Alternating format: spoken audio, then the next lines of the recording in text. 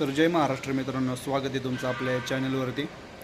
तर आज ना मी कुठल्या ब्लॉगवर बोलणार ना कुठली रील शेअर करणार आहे। तर मुद्दा हे आहे मित्रांनो, सर्वात आधी जर तुम्ही महाराष्ट्रीयन असताल तरच व्हिडिओ पूर्ण बघा, नाहीतर आपलं स्किप करा।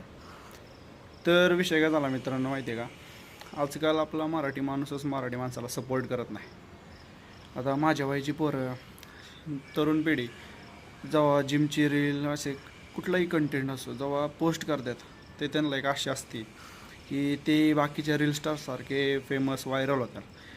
पण आपल्यामुळंच आपण जास्त त्यांना सपोर्ट करत नाही, त्यामुळं कित्येक तरी क्रिएटर आहे ना हार मानून बसतात। आपले आहे ते आपल्या लेवलचं काम नाही, ते हे नाही असं म्हणून आपले स्वप्न थांबवतात तिथंच।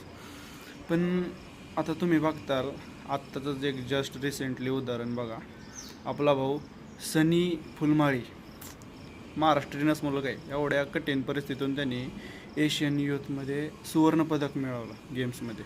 आपल्या भारताला सुवर्णपदक मिळवून दिलं, त्याची चर्चा झाली का जास्त कुठं? आत्ता क्रिएटरला त्याचं ध्यान सुचायला लागलं आहे।